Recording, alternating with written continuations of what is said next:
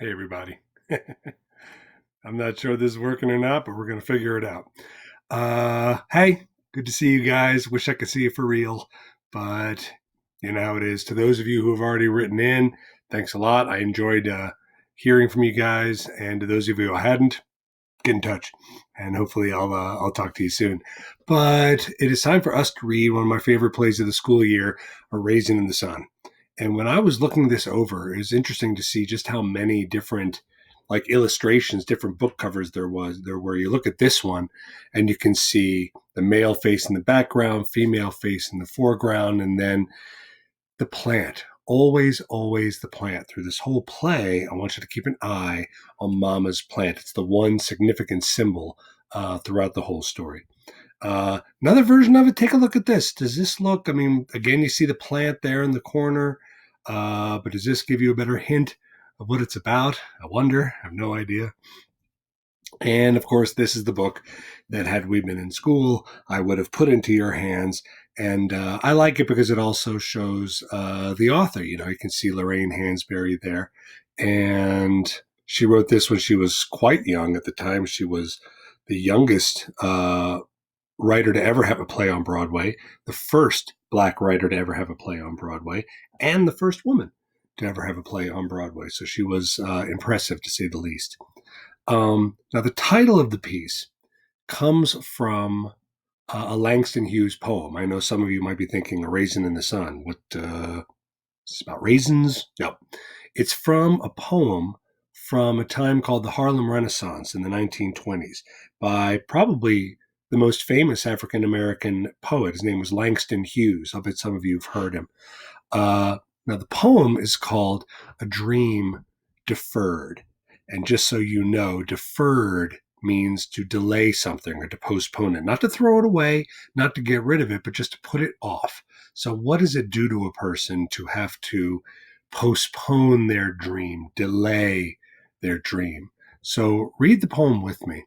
It says, what happens to a dream deferred? Does it dry up like a raisin in the sun, or fester like a sore and then run? Does it stink like rotten meat, or crust and sugar over like a syrupy sweet?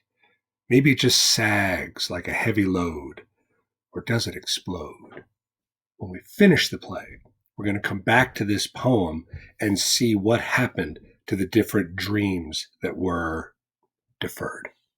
So our characters, it's a nice small character list because really this play never leaves their one bedroom apartment. So it's easy to always remember where we are. The characters, these are your main characters. This is the younger family. We'll start with Mama there in the middle. Mama is in her 60s. She has two kids.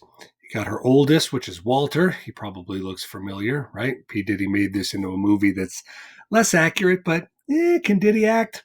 We'll decide. But Walter is like in his 30s, and Mama's younger daughter is Benitha, an odd name I know. We'll generally just call her Benny. And then they also live with Walter's wife, Ruth, and son, Travis. So you can just imagine if these five people live in a one-bedroom apartment in 1950s South Side of Chicago, that is not a lot of room. The one bedroom, which you can't see on stage, the one bedroom is shared by Mama and Benitha. Imagine being in your 20s and sharing a bedroom with your mother. And you can just imagine they've kind of partitioned off an area for Ruth and Walter to sleep. And little Travis, he sleeps on the couch in the living room.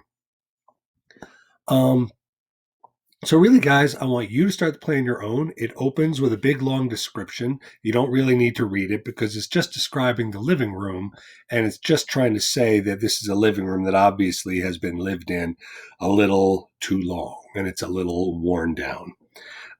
So this week's work, I want you to read Act 1. Won't be too difficult. It reads very well. It's modern American writing, so you won't have much trouble. There's a slight slang to it, bit of a Chicago South Side slang, but I don't think you'll struggle. So this week, I want you guys to read Act 1.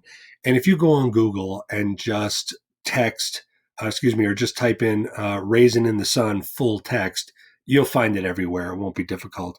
I'd like you guys to really read it. Don't go straight to the movie because they're really different. Okay. And it'll give you your own sense of what the characters are like.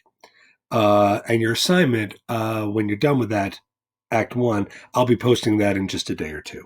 So start Raisin in the Sun. I think you guys will really like it. I think you'll really relate to the characters. And I think you'll understand why I started off with the $25,000 question.